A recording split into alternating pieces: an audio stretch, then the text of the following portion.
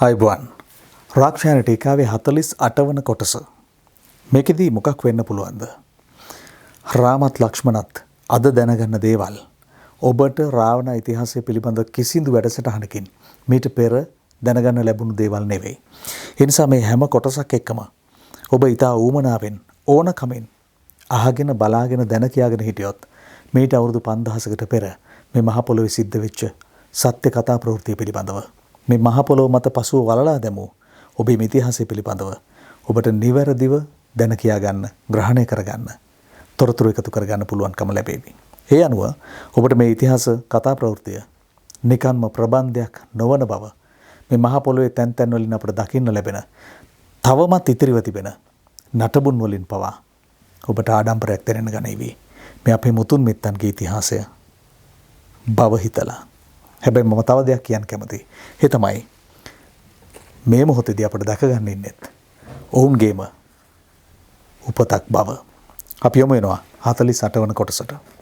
රාමත් ලක්ෂ්මණත් ගල්තලාව මත ඊතා සුව පහසුව ලෙනට වෙලා රැය පහන් කළා. ප්‍රමාණවත් නින්දකින් පසුව පාන්දරින්ම දෙන්න පම්පා විල තියෙන දිශාවට ගමන් කළා. ඊටම දුෂ්කරව නමුත් ඉක්මනින් ඔවුන් පම්පා විලේ බටහිර ඉවුරට ළඟා වුණා.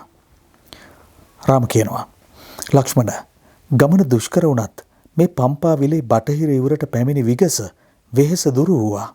ලක්ෂ්මණ කියනවා එනම් සත්‍යක් රාමයි යන්නේ. පම්පා විලේ සිහිල් ජලය පිස්ස හමන සුළඟ කොතරම් සිසිලද? රාම කියනවා අර ඈතින් පෙනෙන මනහර අසපුව ඔබ දුටුවද ලක්ෂ්මණ? ලක්ෂ්මණ කියනවා ඔබ පෙන්වනතුරු මා ඒ දුටුවේ නැහැ. රාම ඒ කාගේද? රාම කියනවා ඔබට මතකද කවන්ද කියූ මෙහෙණිය සිටින අසපුව? ලක්ෂ්මණට මතක් වෙනවා. ශබරි මෙහෙණිය වෙසෙන අසපුව. රාම කියනවා නිවැරදි. අපි ඒ දෙසට යමු. රාමත් ලක්ෂ්මණත් ශබරි මෙහෙණිය වෙසෙන අසපුවට ගියා. ශබරි මෙහෙණිය වුන් සාදරයෙන් පිළිගත්තා. රාම ඇගෙන් සුව දුක් විමසුවා. රාම අහනවා කෙසේද මෙහෙණියනි ඔබට? මෙහි සුවසේ වෙසෙනවාද? මෙහි ඔබට බියජනක උවදුරු නොමැතිද? මෙහෙණිය කියනවා රාම මා මෙහි සුවසේ මහනදම් පූර්ණය කරමින් සිටිමි. රාම අහනවා ඔබේ ආහාර පාන ආදී සපයා ගැනීම කුමන ආකාරද? මෙහෙණිය කියනවා ඒ පිළිබඳ අපට ගැටලුවක් නැහැ රාම. රාම කියනවා ඔබේ ශීලය සුරක්ෂිත කර ගැනීමට මේ අසපුව සමත්ද? මනසේ නිරවුල් භාවය පවත්වා ගත හැකිද? මෙහෙණිය කියනවා රාම මහර්ෂිහු මට දක්වා තිබූ පරිදිම ඔබ මෙහි පැමිණුණා. රාම පුදුම වෙනවා. මහර්ෂිහු කුමක්ද පැවසුවේ තුමන්? රාමත් ශබරි මෙහෙණියත් සාකච්ඡා කළා. මෙහෙණිය රාමගේ පැමිණීම බලාපොරොත්තුෙන් සිටි බව ඇය කිව්වා. මෙතනදී අපි දැනගත යුතු වැදගත් දෙයක්ත් තියෙනවා. ශබරි මෙහෙණියට මහර්ෂි කියලා තිබුණා රාමගේ පැමිණීම. ඒ කියන්නේ සිද්ධ වෙන සියල්ල පෙර සැලසුම් වූ ඒවා. ඒ නිසා තමයි අපි ඊළඟට පහළ වෙන බුදුන් ගැන දැන් තියාම දන්නෙත්. අපේ ගම්වල පැරණි මිනිස්සු ඒකයි කිව්වේ වෙන්න තියෙන දේවල් වළක්වන්න බෑ කියලා. කොහොම වුණත් අපි අපේ කතාවට යමු. මෙහෙණිය මෙහෙම කියනවා රාම ඔබ දැකීම මගේ නේත්‍ර ප්‍රසාදයට හේතු වුණා. දැන් ඉතින් මේ මහලු වයසේ පසුවන මට සැනසීමෙන් දෙව්ලොව යා හැකියි. රාම කියනවා එසේ පවසන්නේ ඇයිද? මෙහෙණිය කියනවා ඔබලා දැකීමෙන් පසුව මට සදාතනික ලෝකයට යෑමට හැකියි. රාම පම්පා විල්තෙරින් ඉතා පහසුවෙන් සොයාගත හැකි පළතුරු රාශියක් මම මේ අසපුවේ තබා තිබෙනවා. ඒවා නුඹලා සඳහායි. සතුටින් පරිභෝජනය කරන්න. රාම කියනවා නුඹට මහර්ෂීන් අපගෙන දැන්වූ වශයෙන්ම නුඹ ගැන අපටත් මුණ ගැසීමට පෙරම අසන්නට ලැබුණා. මෙහෙණිය අහනවා ඒ කෙසේද රාම? රාම කියනවා කවන්ද නම් රාක්ෂසයෙකුගෙන්. මෙහෙණිය කියනවා අගේ රාම වනසිව්පාවුන්ගෙන් යුක්ත මලින් හා පළවැලින් බර වූ මේ මහා වනය බලන්න. මේ මතංග වනයයි. මගේ ගුරුවරුන්ගේ ආත්මයන් දේව පූජා ආදිය පැවැත්වුවේ මෙහි රාම. මේ වනයේ දීප්තිය බලන්න. ඒ උන්ගේ තපස් දම්වල ප්‍රභාස්වර භාවයයි. රාම කියනවා එවිට මේ ගහවැල වර්ෂාවකින් තොරවම පොළොවත් සමගම තෙත්වී ඇත්තේ කෙසේද? මෙහෙණිය කියනවා රාම උපවාසය නිසා ස්නානය ආදියට යාගත නොහැකි විට තපසේ බලය නිසා ජලය මෙහි පැමිණෙනවා. රාම කියනවා ඒ නම් ආශ්චර්යයක්. මෙහෙණිය කියනවා රාම ඊටත් වඩා ආශ්චර්යමත් දේ මෙහි සිදුවනවා. ඔබත් තපසේ නියලුණොත් පමණක් ඒවා විඳිය හැකියි. රාම කියනවා ඔබ විසින් සත්කාර ලද මම ඔබේ තපස පිළිබඳ ගෞරවයෙන් අතිශයින්ම පැහැදුනා. දැන් ඔබට අවශ්‍ය නම් අවශ්‍ය ඕනෑම තැනකට යේවා. මෙහෙණිය කියනවා දැන් මා මහර්ෂීන්ගේ කියමනද සත්‍ය බව දුටුවා. ඔබ ඔබේ ප්‍රශ්නත් අසා අවසන් නම් ඒ මහා මුනිවරයින්ගේ ඇසුරට යාම පිණිස මම මගේ මේ දි රාගයේ සිරුර අත්හැරීමට සූදානම්. ශබරි මෙහෙණිය දි රාගයේ සිරුර ගින්නට පූජා කළා. එසැනින් ඈ කළ තපසේ බලයෙන් දිව්‍යමය ආභරණ සහිත දිව්‍යමය වස්ත්‍ර සහිත තැකුම් කළු ආත්ම භාවයක් සහිතව ඈ අහසේ පෙනී සිටියා. මොහොතින් නොපෙනී ගියා.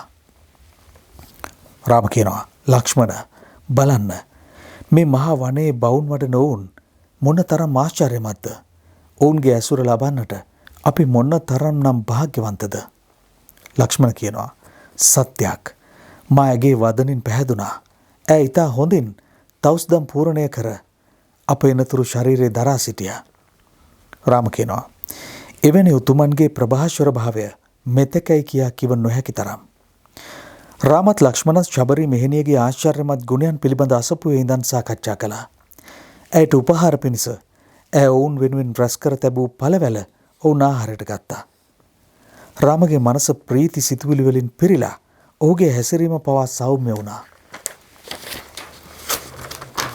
රාම මෙහෙම කියනවා ලක්ෂ්මණ මේ හමුව නම් හරිම පුදුමාකාරයි. හිතන්න මෙතෙක් අප මොනතරම් දුෂ්කරතාවලට මුහුණ දුන්නාද. අද සියල්ල වෙනස් වූ ගානයි. ලක්ෂ්මණ කියනවා මටත් එසේමයි හැඟෙනුයේ. සියල්ල යහපත් අතට හැරී තිබෙන හැඩයි. රාම කියනවා බලන්න ලක්ෂ්මණ පරිසරය මොනතරම් ආලෝකමත්ද. සියලු අශුභ ලක්ෂණයන් මගහැරී සුබම ලංවීම ආරම්භුණා. මගේ හදවත පවා පාරිශුද්ධ භාවයකින් පිරී ගොසින් මනසත් අතිශයින්ම නිරහුල්. රාමගේ හැසිරීම පවා ඊටාම සුභවාදී විදියට වෙනස් වෙලා තිබුණා. සියල්ල යහපත් වෙයි කියන සිතුවිල්ල ඇතිව ඔවුන් අසපුවේ සතුටින් මොහොතක් ගත කළා. රාම කියනවා ලක්ෂ්මණ ඍෂ්‍යමුඛ පර්වතය දැන් ළඟ ළඟම ඇති. මනස ප්‍රබෝධමත් වීමෙන් දැන් විඩා නොදැනෙයි. අපි ගමන ආරම්භමුද? ලක්ෂ්මණ කියනවා සුග්‍රීව වෙසෙනේ ඍෂ්‍යමුඛ පර්වතයේ වෙත එහෙනම් අපි පිටත් වෙමු. රාම කියනවා කුමකට ඔහු මෙහි නොසිට ඍෂ්‍යමුඛ පර්වතයේ වෙසෙනවාද? මේ ප්‍රදේශය මොනතරම් ප්‍රියකරුද? ලක්ෂ්මණ කියනවා අයියන්ඩේ නුඹට අමතකද ඔහු වාලිට බියෙන් එහි සැඟවී සිටින බවයි පැවසුවේ. රාම සිනහ වෙනවා. සීතා සොයා ගැනීම ඔහු සතුව පවතින බවයි මගේ පරම විශ්වාසය. ප්‍රමාද නොවී දැන්ම අපි පිටත් වෙමු. රාම ලක්ෂ්මණ දෙන්න අසපුවෙන් නික්මිලා ඍෂ්‍යමුඛ පර්වතයේ දකින්න ඍෂියෙන් ගමන ආරම්භ කළා. පෙර වනාන්තර ප්‍රදේශ වගේ බියකරු ස්වභාවයක් මෙහි නැහැ.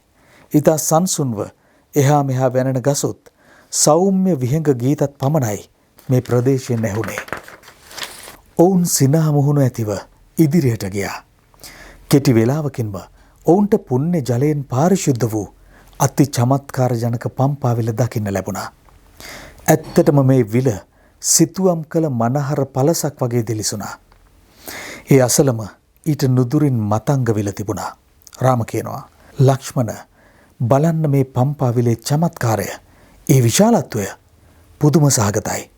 අපි හි ජලය අපවිත්‍ර නොකෙරිය යුතුයි. ලක්ෂ්මණ කියනවා මෙතරම් නිස්කලංක විලක් අපවිත්‍ර කිරීම අපට ගැලපෙන්නේ නැහැ. රාම කියනවා ඔව් ලක්ෂ්මණ එන්න අපි අර ඈතින් පෙනෙන මතංග විලෙන් ස්නානය කරමු.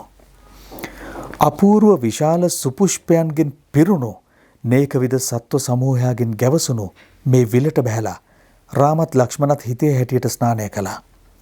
හෝරාවකට ආසන්න කාලයක් මතංග විලේ ගත කළ ඔවුන් පම්පා විල දෙස යලි යලිත් බලමින් ඍෂ්‍යමුඛ පර්වතයේ දෙසට ගමන් කළා. රාම කියනවා මගේ මනසට දැනෙන සැහැල්ලුව වචනයෙන් කිව නොහැකි තරම් ලක්ෂ්මණ. ලක්ෂ්මණ කියනවා ඔව් රාම දින ගණනකින් පසුව ස්නානය කිරීමක් ගැන සිතන්න මනසට විවේකයක් ලැබුණේ අදයි. රාම කියනවා මෙවන් සිසිල් ජලය මා කිසි දින ස්නානය කර නැහැ. රාමගේ දුම්නස් සිතුවිලි ඉබේම අමතක වෙලා ඔහු සොම්නසින් පිරීලා තිබුණා. දැන් ඔවුන් සුග්‍රීව වෙසෙන ඍෂ්‍යමුඛ පර්වතයට සමීප වෙලා ඉන්නේ. මීළඟට මොකක් වෙයිද?